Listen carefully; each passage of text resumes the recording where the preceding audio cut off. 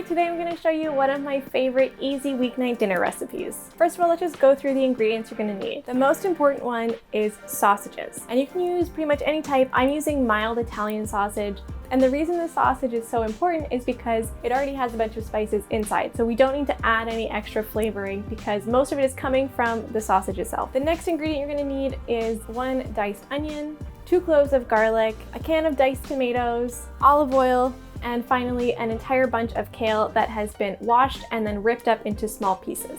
I'm using a large skillet for this. You want something with a big surface area but then also is a bit deeper than a regular frying pan. And then I'm going to turn my stove onto medium-high. I'm going to drizzle in a little bit of olive oil to heat up.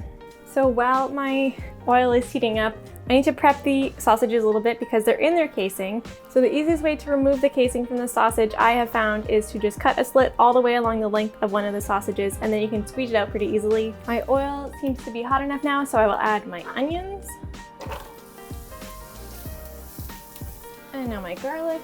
So I just want to cook these down until the onions are translucent. It's going to take a couple minutes, maybe 5 minutes. All right, so my onions are starting to look good, which means it's time to add my sausage.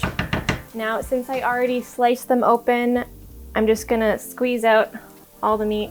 And I'm just gonna use my spoon to break apart the sausage meat because I want sort of like a crumbly texture. So once all the pieces are broken up, it's just a matter of cooking the sausage until it's fully cooked, which is gonna take a couple more minutes. And it's also at this point where you can add some extra spices if you want. I did get the mild sausage, but I do kind of want it a bit spicy, so I'm gonna add some crushed red pepper flakes, and I'm also gonna add some salt and pepper now.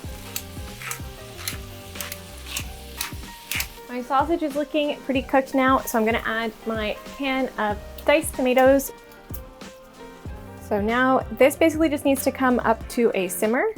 So while this simmers away, I'm gonna work on my polenta. You can also serve this over pretty much anything that you like: rice, pasta, bulgur. So for polenta, the ratio is 4:1 water to polenta. And actually when I say polenta, it's a bit of a misnomer because polenta is the dish, whereas what you're gonna be adding to the water is actually cornmeal. So sometimes in the store it'll be labeled as polenta and sometimes it'll be just labeled as cornmeal. Both are the same thing as far as I know. So I'm gonna add 4 cups of water to my pot here and bring this up to a boil. So we're at the stage now where my water is boiling, which means it's time to add my kale, which is not gonna take that long to cook. It looks like a lot, but it's gonna wilt down a bunch. And I have my 1 cup of cornmeal or polenta, whatever you want to call it. And here's the tricky part. So the first time that I made this, it was a bit hectic because what they don't tell you in the recipes is that as soon as the polenta mixes with the water and thickens up, it becomes like lava and it bubbles up at you and you have to be really careful.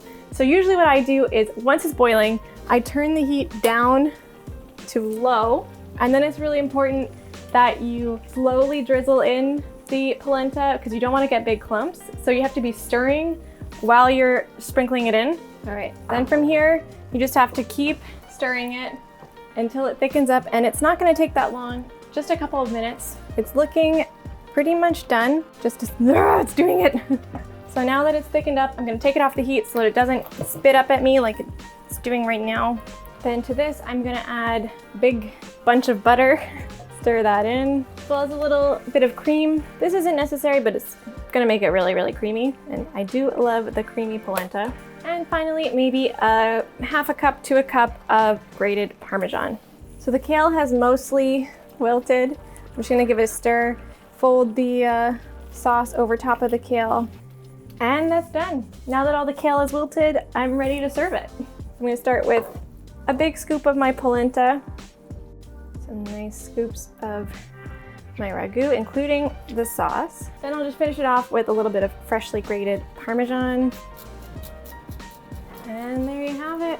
My easy weeknight sausage kale polenta ragu dish, whatever you want to call it. It's warm, it's hearty, it's comforting, it's cozy, it's perfect for a cold night. Let me know if you make this at home, and if you enjoyed this video, click on one of these other great videos and subscribe for more amazing recipes.